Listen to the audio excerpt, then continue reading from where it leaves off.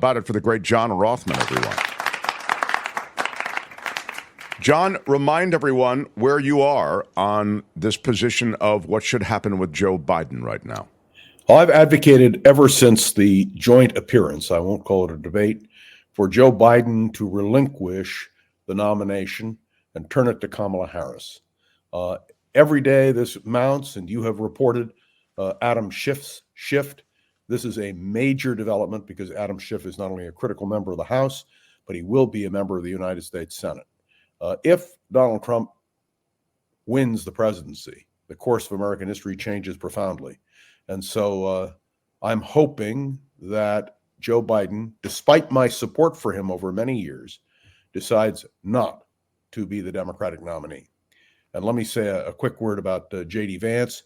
I will be listening tonight avidly to his presentation. He is far to the right politically.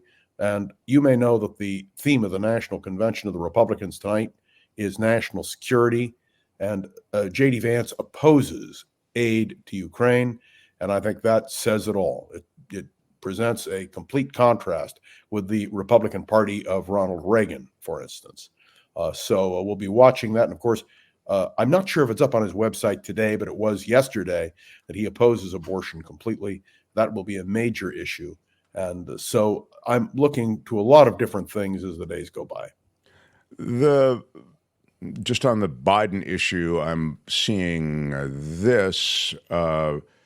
Adam should shut his mouth, Mindy says. I think we are going to lose. Is there a quality of this that should be done behind closed doors, or this is the way Washington works and politics works? People come out and they publicly make statements of the sort that Schiff did.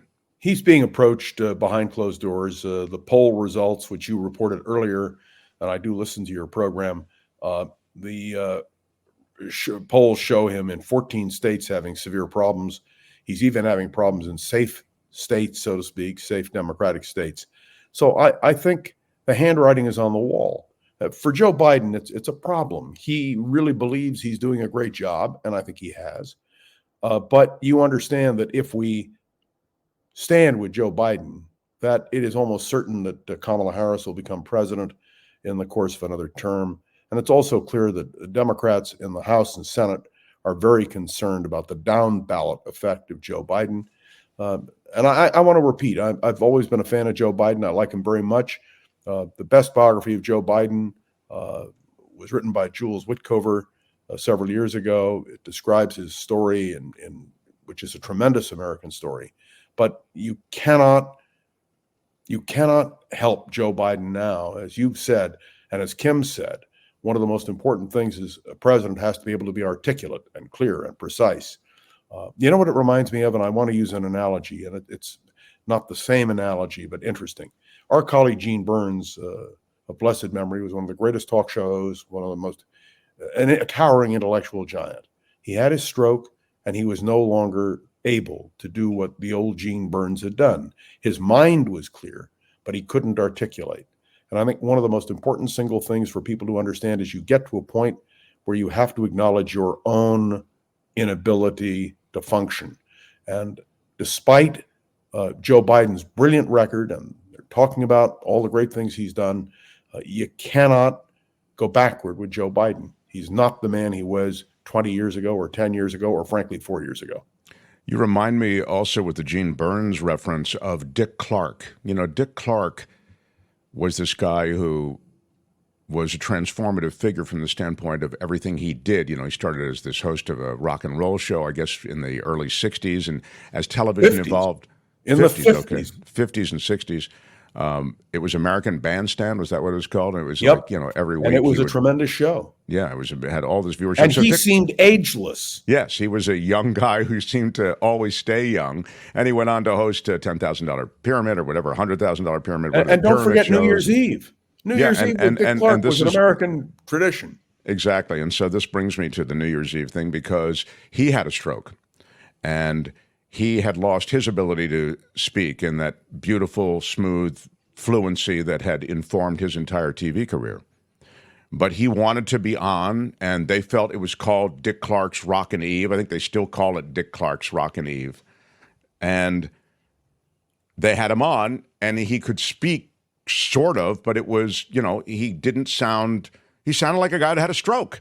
And it was maybe him hanging on too long, or maybe it was a rallying cry for those others who had had strokes and saw him. So I can see it from both perspectives. But one thing I always wondered was, does Dick think he sounds better than he does? Or, you know what I mean? To what extent does Joe Biden feel as though it's fine? I mean, I get it. Sometimes I, confuse words or confuse, but I've been doing that all my career. But he hasn't done it his whole career. Those of us who've known him, let me just point out to you one quick thing. If Kamala Harris is the Democratic nominee, and if Joe Biden as president is still functioning, I guarantee you that she will have him everywhere in the campaign. He'll campaign as vigorously against Donald Trump as he would have if he had been the candidate.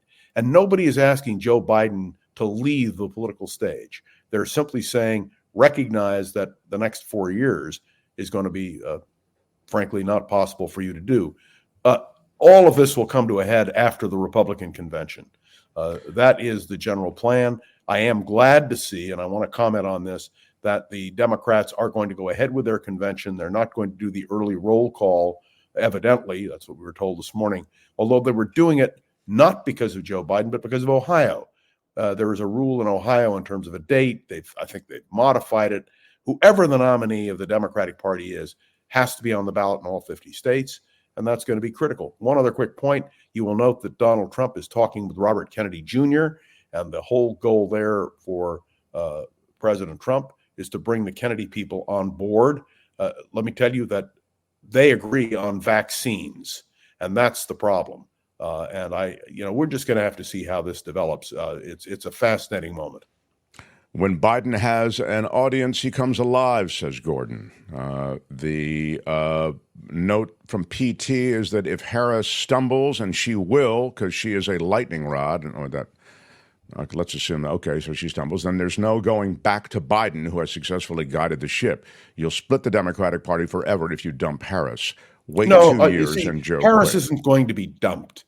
And I've said this repeatedly, those of you who have listened to my podcast or have listened to me here with Mark, if for some reason Joe Biden withdraws, Kamala Harris will be the Democratic nominee. There's no question about it. By the way, Biden has already indicated that. The delegates are already pledged. And Biden will direct them. There will not be an open convention. This is not a case where you could have favorite son candidates or where you could have dark horse candidates, all the rest, because the structure of the conventions is different.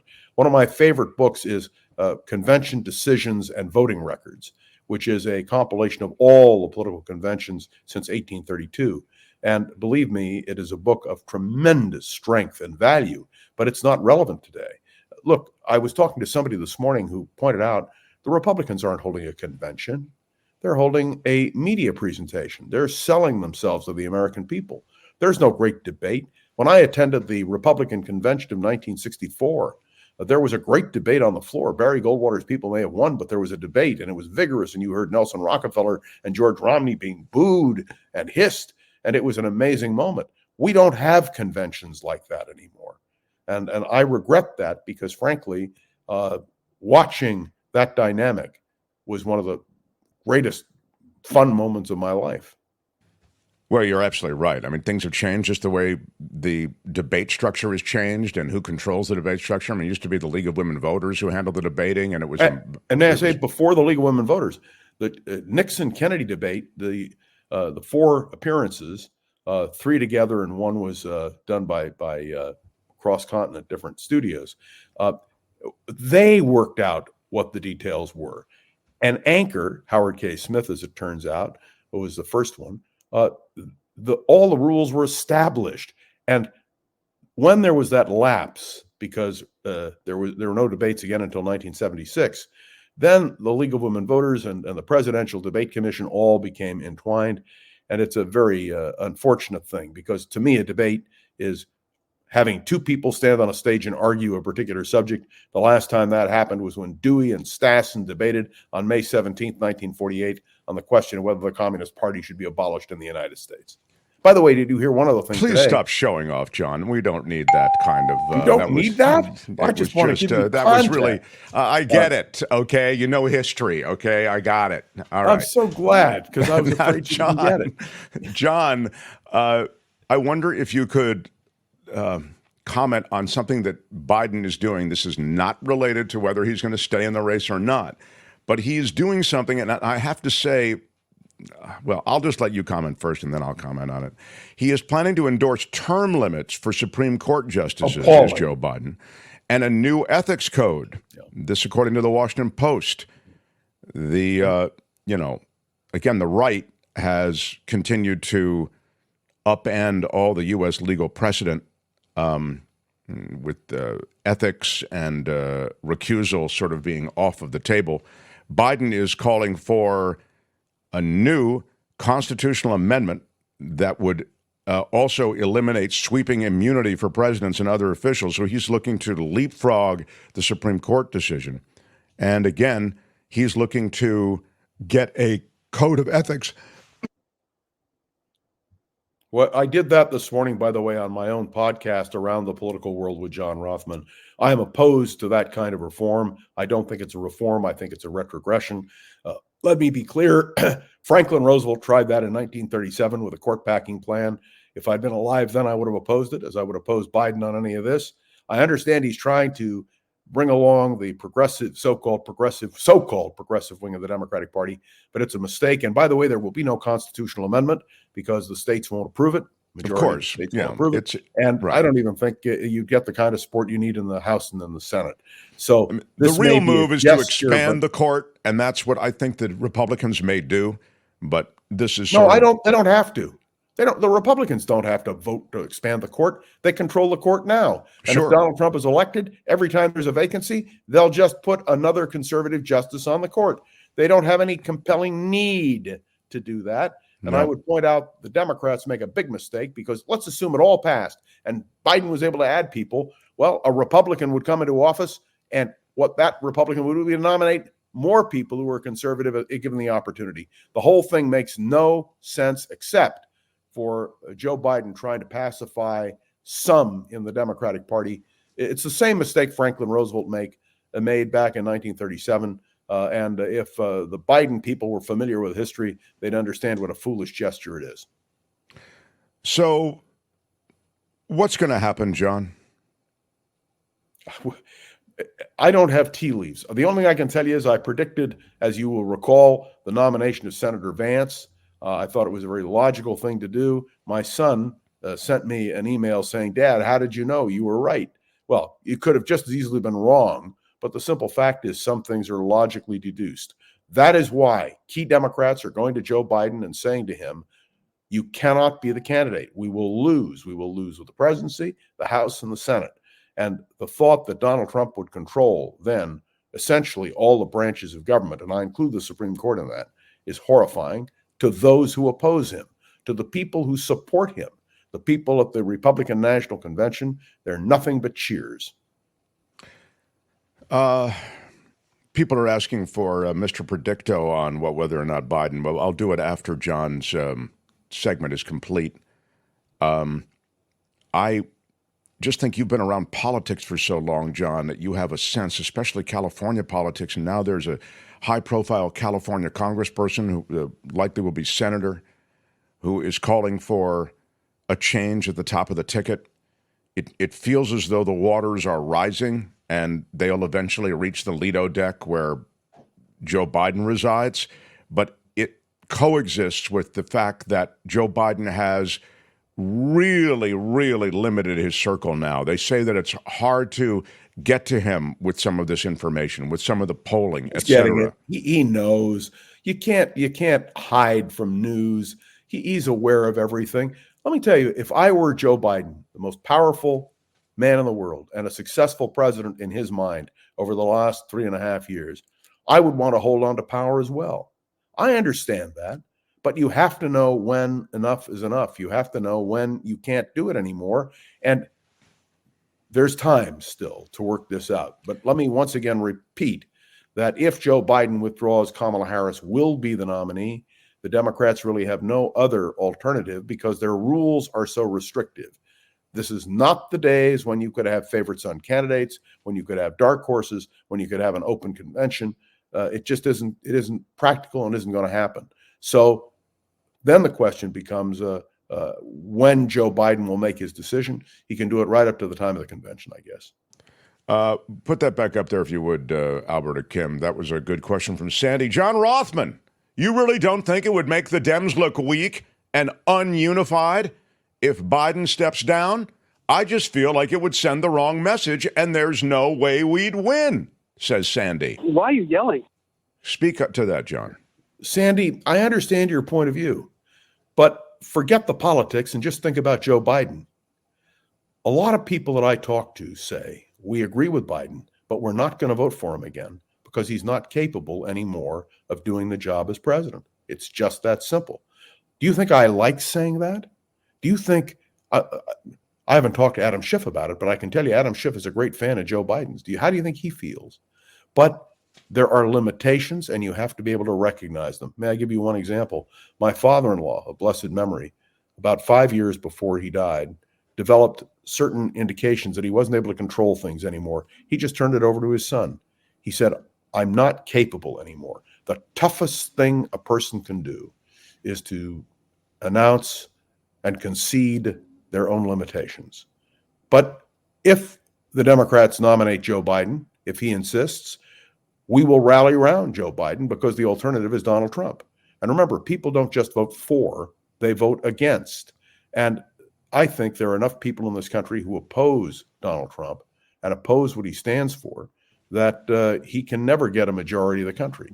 Well, the women in this country could really drive that kind of negative vote, but getting motivated is a big thing, and people are not particularly motivated to pull the lever for the Biden-Harris ticket. It's just, But they will be motivated not to vote for Trump and Vance. Sure. And let me tell you, they're going to make a case.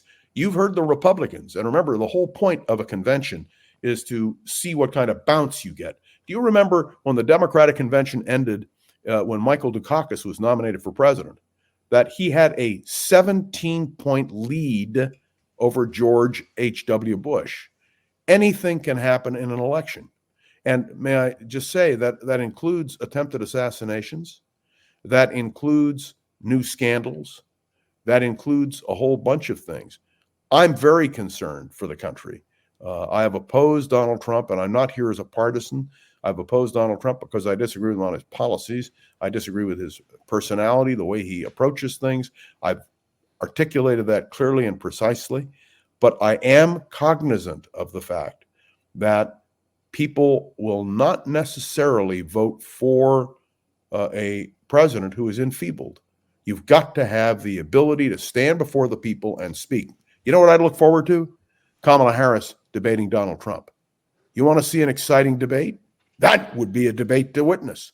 She is a prosecutor, and those of us who've known her for years know that her experience as district attorney, as Attorney General of California, she demonstrated that ability in the courtroom.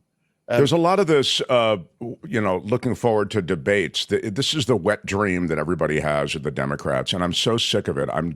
With all respect, I don't see even that Donald Trump needs to debate anybody. He is ahead in every poll in more and more states, in swing states. You're right. Why would he possibly even want to get on the debate stage with Kamala Harris? Right. That was exactly Lyndon Johnson. Hillary Clinton was a brilliant person as well, in command of many facts, Secretary of State. She knew Washington inside and out. She certainly could debate with the best of them. And he held his own on the stage with her by being a bully. Again, it's a TV event. It's not a debate. Let me remind you, Johnson refused to debate Goldwater. Nixon refused to debate Humphrey or McGovern. It is the choice of the candidate. A candidate can just say no. And It is possible that Donald Trump will just say no. Remember, there is a scheduled debate in September between Biden and Trump. If Biden is the nominee for the presidency of the Democratic Party, then there will be a debate. Trump is firmly committed, and Trump believes he can beat Biden in a debate again. He can. He absolutely can, because he's completely unmoored. He doesn't have any allegiance to the truth. He makes stuff up, says it, says it loudly, says it clearly, and then Joe Biden slurs a bunch of stuff, stutters through it, which is sad. I wish he could express himself more clearly. And then at the end of it, it's like, wow, that was pathetic. You've made the case. Yeah. And that's the case that is being made now to the Biden family and to by the Democrats in the House and Senate. So look, this is interesting. It's a sad moment. It's not a happy moment at all.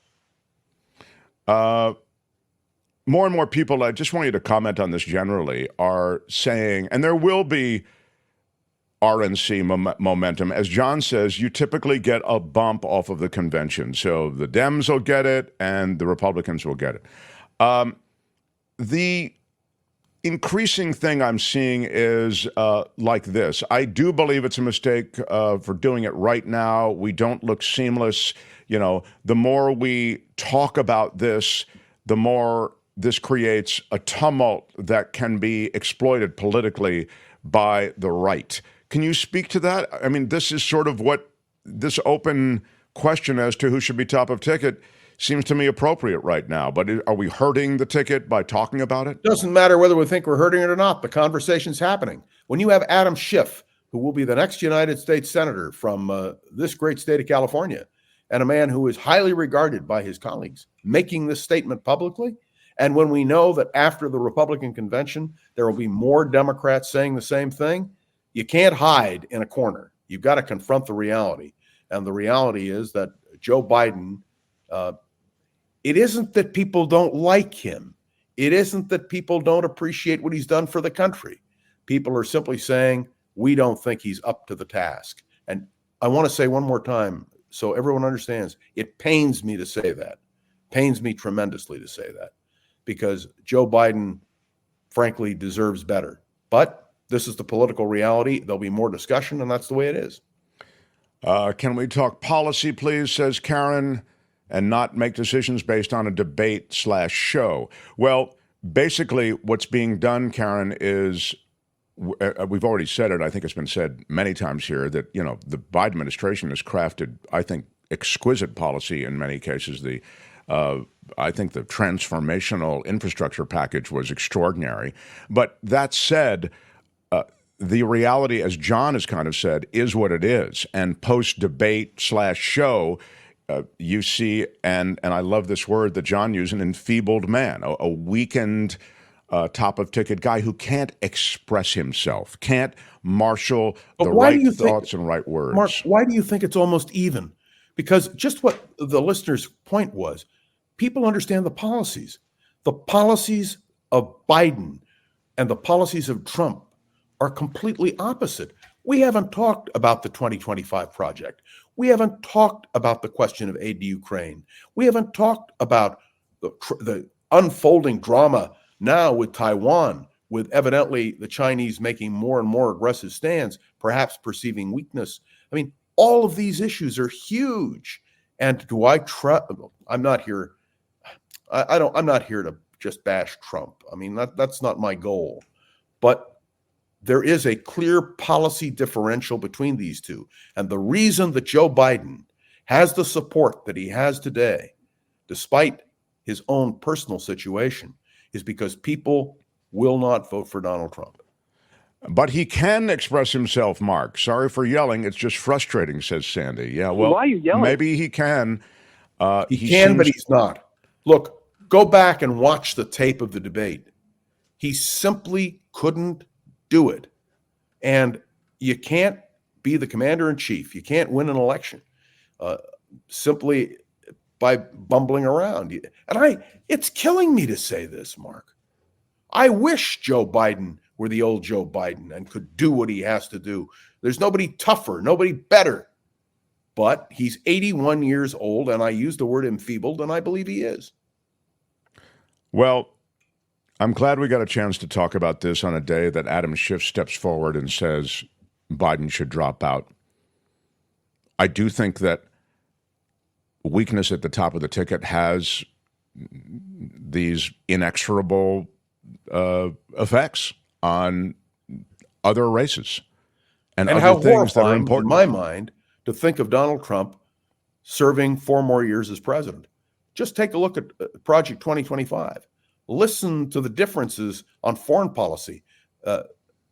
Mr. Senator Vance may be a lovely man, may have a wonderful wife, may have a great story, and his book, Hillbilly Elegy, is certainly an eloquent testimony to his personal strength. But he's a man who opposes aid to Ukraine. He's a man who opposes a woman's right to choose. And all I can tell you is those are just a few of the policy things. We'll be talking a lot more as days go by. And may I make one other comment? When people ask me, do you compare Trump to Hitler? The answer is no, I don't. I don't compare anything to Hitler. But who compared Trump to Hitler? Senator Vance. The little trivia note on Vance's wife. You know what she does, John? Yeah, she just resigned from her law firm here in San Francisco, which also had an what kind of office law in did they Washington, do? D.C. And she's introducing him tonight at the Republican convention. And what kind of law did they do? Corporate law. And who did she clerk for, John? Do you know that? I certainly do. Chief Justice Roberts, but also for a That's man exactly who was right. a lowly judge who is now a Supreme Court justice. It is a fact that when you look beyond the superficial, one-dimensional hillbilly elegy story, there are a lot of facts that point to the kind of future you'd have with Vance in charge. And he will be in charge of a lot because Trump will be playing golf. I will. Well, may I just say to you, it's also the Republican Party. I was a Republican, and I was active in the Republican Party. I was president of the Teenage Republicans. I was the youngest member of the Republican State Central Committee. I worked for Richard Nixon for years. And I want to be crystal clear. This is not the Republican Party. Donald Trump Jr. said it best on the ellipse on January 6th when he said, it is no longer the Republican Party, it's the party of Donald Trump. And what we have learned in this convention is that is absolutely true. And, well, it horrifies me. Yeah, I mean, I think that's exactly right. You only need to look at who didn't show up at the convention to see how it is no longer the party that you are talking about. By the way, for another time, I want to talk to you about why the F you were in that Republican Party years ago to begin with, because you might have said, you might look back at it wistfully, but I saw a lot of issues. But then again, a lot of good people have come from that world, and you're certainly allowed to have a change of heart. This is a disservice, Mark, from We Run San Jose. This is a disservice, Mark. I love your show, but this doesn't help. There are a lot of people who feel this way. They feel that by talking about this, it's like talking about problems in your family. Don't It talk is our about the family. problem. Yeah. And what do you do when you have a family crisis? You talk about it. I know it's unpleasant. I'm not happy with what I have to say today. And by the way, as Mark will tell you, and those of you who listen regularly, I've been saying this for a long time. I'm not happy about it, but I would be dishonest if I did not speak clearly and precisely to the issues as I see them. And I appreciate the fact that it is disturbing. If you think you're disturbed, believe me, I'm just as disturbed as you are. Well, on that disturbing note, we are over the legal limit on disturbing for this segment, so we must say goodbye to the great Professor John Rothman. He is someone whose podcast is easily digested daily. The Voice of San Francisco with John Rothman, but the podcast is called Around the Political World with John Rothman. Again, it's available where all better podcasts exist. And this conversation that we have with him weekly is featured on there as well. Thank you, John, very we much. love you. We love your perspective. These are tough times, and I appreciate you sharing, quite frankly, what you're thinking. So thank you for having me. we'll look forward to next time, my friend. John Rothman, everybody.